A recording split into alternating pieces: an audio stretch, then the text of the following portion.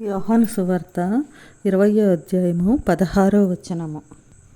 యేసు ఆమెను చూచి మరియా అని పిలిచెను. ఆమె ఆయన వైపు తిరిగి ఆయన్ను హెబ్రీ భాషతో రబ్బూని అని పిలిచెను. ఆ మాటకు బోధకుడని అర్థము. మనం నమ్మకమైన క్రైస్తవ స్త్రీల గురించి చెప్పుకుందాం అనుకున్నాం కదండి. అందులో మొట్టమొదటిగా మగ్దలైన మరియ గురించి చెప్పుకుందాము. ఈమె రోమన్ జూడియాలోని గలిలయ సముద్రం యొక్క పశ్చిమ తీరంలో ఉన్న మత్స్యకార పట్టణమైన మగ్దాలా పట్టణం నుండి వచ్చింది అని చెప్పవచ్చు. ఈమె మగ్దాలా అనే పట్టణానికి చెందింది కాబట్టి ఈమెకు మగ్దలైన మరియ అనే పేరు. అలాగే లూకా సువార్త 7వ అధ్యాయం 36-50 వరకు మనం చూసుకుంటే ఈమె యేసును అభిషేకించిన స్త్రీగా మనం చెప్పవచ్చు. అలాగే లూకా సువార్త 8వ అధ్యాయం 2వ వచనం నుంచి చూసుకుంటే ఆమె తనకున్న సంపద నుండి ఆయన యొక్క పరిచర్యకు సహాయం చేసిన మహిళలో ఒకరిగా మనం చెప్పుకోవచ్చు. అలాగే ఆమె నుండి 7 దెయ్యాలు వెళ్ళగొట్టబడ్డాయని చెప్పవచ్చు. ఇది మనకు లూకా సువార్త 8వ అధ్యాయము 2 నుంచి చూసుకుంటే 12 మంది శిష్యులను, అపవిత్రాత్మలను, వ్యాధులను పోగొట్టబడిన కొందరు స్త్రీలను, అనగా 7 దెయ్యములు వదిలిపోయిన మగ్దలేన అనబడిన మరియయు, హేరోదు యొక్క గృహ నిర్వాహకుడగు కూజా భార్యగు యోహన్నాయు, సూసన్నయు ఆయనతో కూడా ఉండిరి. వీరును ఇతరులు అనేకులను తమకు కలిగిన ఆస్తితో వారికి ఉపచారం చేయుచూ వచ్చిరి. ఈమె బహుశా చాలా ధనవంతురాలని మనం తెలుసుకోవచ్చు. 4 సువార్తలు ఆమెను ఒంటరిగా లేదా పెద్ద స్త్రీల సమూహంలో సభ్యురాలుగా గుర్తించారు.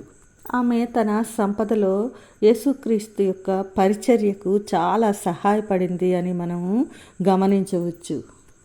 4 సువార్తల్లోనూ వివరించిన పునరుద్ధానపు రోజుకు సంబంధించిన విషయంలో మగ్దలేనే మరియ పేరును 4 సువార్తల్లోనూ లిఖించబడడం జరిగింది.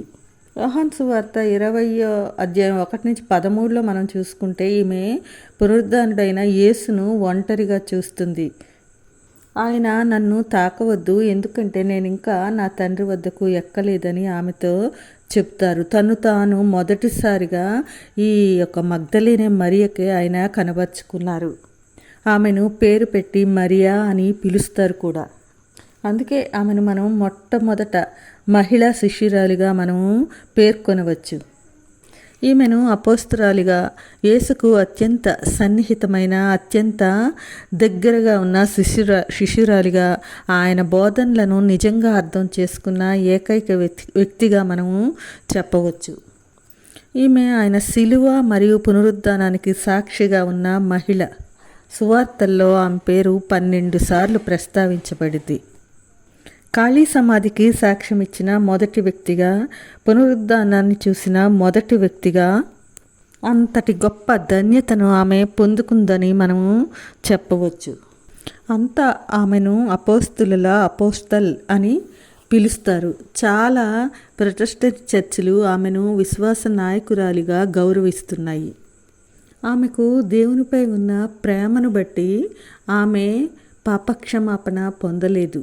తన పాపాత్మురాలైన తనను దేవుడు క్షమించిన విధానాన్ని బట్టి, దేవుని దగ్గర నుంచి తను పొందుకున్న ఆ క్షమాపణను బట్టి ఆయనే తనకు అన్నీ అని ఆమె విశ్వసించింది. ఆ క్షమాపణకు ఆమె ఎంతో ఆమె జీవితంలో విలువ ఇచ్చింది.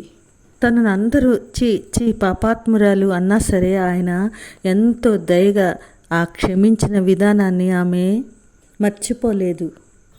అందుకే కొరింథీయులకు రాసిన 2వ పత్రిక 5వ అధ్యాయము 17వ వచనంలో చెప్పినట్లు, ఎవడైనా క్రీస్తునందున్న ఎడల వారు నూతన సృష్టి, పాతవి గతించెను, ఇదిగో క్రొత్తవాయను అన్నట్లుగా ఆమె తన పాత రోత జీవితాన్ని అంతా మార్చుకొని క్రీస్తులో నూతన జీవితాన్ని ప్రారంభించింది.